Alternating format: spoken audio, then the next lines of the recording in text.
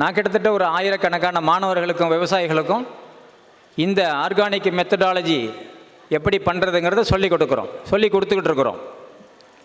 வெளிநாடுகளில் கன்சல்டிங், மலேசியாவில், இந்தோனேஷியாவில் கன்சல்டிங் பெரிய அளவில் 500-1000 ஏக்கரில் வந்து ஆர்கானிக் பண்ணைகள் உருவாக்கிட்டு இருக்கிறாங்க.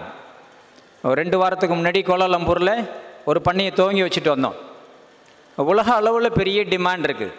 அதனால் மாணவர்கள் பிஇ படிச்சுட்டு இன்ஜினியராக போய் இந்த கழுத்தில் டேகை கட்டிக்கிட்டு சென்னையில் 4000 5000 வேலை செய்கிறாங்க. நம்ம பண்ணையில் வேலை செய்கிறவங்களுக்கு 15000 சம்பளம். அதனால் எதிர்கால சந்ததிகளை இது கேவலம் கிடையாது. ஆடு மேய்க்கிறது, மாடு மேய்க்கிறது, கோழி வளர்க்குறது, மீன் வளர்க்குறதுலாம் கேவலம் கிடையாது. நம்மளுடைய முன்னோர்கள் செஞ்ச தொழில் அது. அதை எப்படி கார்ப்பரேட்டாக செய்கிறதுங்கிறத நாங்கள் பயிற்சி கொடுக்குறோம். நெல்லை போடுறது, அதில் யூரியாவை போடுறது, டிஏபி போடுறது, பொட்டாஷை போடுறது, அவன் சொல்கிற பூச்சி மருந்தெல்லாம் அடிக்கிறது. பூச்சிகள் எல்லாம் நமக்கு எதிரி கிடையாது. நன்மை செய்கிற பூச்சிகள் நிறையா இருக்குது. அது பூச்சி மருந்தே கிடையாது, அந்த பேரே பொய். அது டாக்ஸிக்கு. இது சைடுன்னு முடிகிறது எல்லாமே கொலை, சூசைடு தற்கொலை, ஜெனோசைடு ஒரு இனத்தை அழிக்கிறது, பெஸ்டிசைடு பூச்சிகளுக்கு எல்லாத்தையும் அழிக்கிறது. சைடுன்னு முடித்தாலே கொலை. அதை வந்து நம்மக்கிட்ட பூச்சி மருந்துன்னு கொடுக்குறான். மருந்துன்னு சொன்னால் உயிர் காக்கிறது மருந்து. அது பேர் வச்சிருக்கிறதுலே தப்பு. அதனால் அந்த பூச்சி கொல்லிகளை பயன்படுத்தும் போது என்ன செய்யும், 5th ஜெனரேஷன் டாக்ஸிக் யூஸ் பண்ணுறான். இப்போ அந்த பூச்சி மென்டலாக போகணும். அந்த பூச்சி இனப்பெருக்கம் அடையக்கூடாது. அந்த மருந்து அடித்த தானியங்களையும் காய்கறிகளையும் நம்ம சாப்பிடும்போது பிள்ளைங்க ஒரு மாதிரியாக மேடாக அலையிறான், பார்க்குறோம். அதோட எஃபெக்ட், சைடு எஃபெக்ட். கல்யாணம் பண்ணுறாங்க, புள்ள பெற்றுக்க முடியல, அதோட சைடு எஃபெக்ட் எதுலேருந்து வருது? நம்ம உட்கொள்கிற உணவுலேருந்து, நம்ம பண்ணுற விவசாய நவீன முறையில் பண்ணுற இந்த விவசாய முறையினால் வருது. இதை தடுக்கிறதுக்கு சும்மா குறை சொல்லிட்டு போகிறதுக்காக இல்லை, நாங்கள் இல்லை.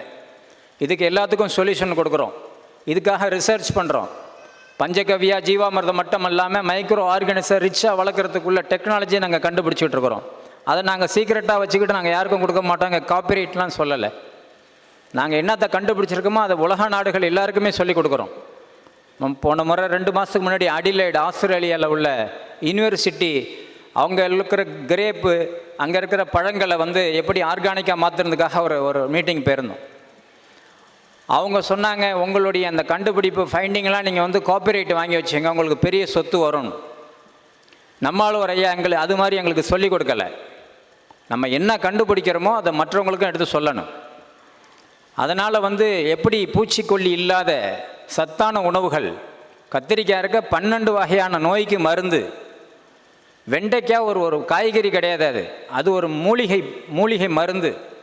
எல்லாத்தையும் மருந்து அடித்து எல்லாத்தையும் விஷமாக்கி அந்த விஷங்களை மார்க்கெட் பண்ணிக்கிட்டு இருக்கிறாங்க. அதுக்கு தீர்வு இந்த நாங்கள் படித்து 20-25 வருஷம் இந்த ஃபீல்டில் இருக்கிறேன். இவங்க 20 நிமிஷத்தில் பேசுங்கிறாங்க, முடியாது. அதனால் நம்பரை கொடுக்குறோம், நீங்கள் தொடர்பில் வாங்க.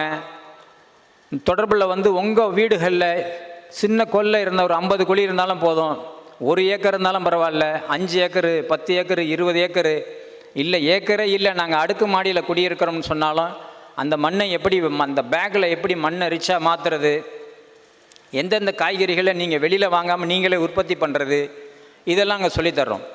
ஆடு வளர்ப்பு, ஆடு வந்து இறைச்சிக்காகவும் பாலுக்காக வளர்ப்பாங்க. டைம் முடிஞ்சுன்னா சொல்லுங்கள். அது ஆடுகளில் வந்து அந்த ஸ்லைடு இப்போ போடலை. நம்ம ஆட்டுப்பால் இருக்க தாய்ப்பாலுக்கு நிகரானது. தாய்ப்பால் குடிக்காமல் இப்போ பிள்ளைங்கள்லாம் வளர்கிறாங்க. அது கொடுக்க முடியல, அவங்க கொடுக்கறது இல்லை, பிள்ளைங்கெல்லாம் குடிக்கிறது இல்லை. ஏன்னா குழந்தை பிறந்தவொடனே ஸ்வீட்டனிங் கண்டென்ட் உள்ள அந்த லெக்டோ 1, 2ன்னு கொடுத்துட்றாங்க.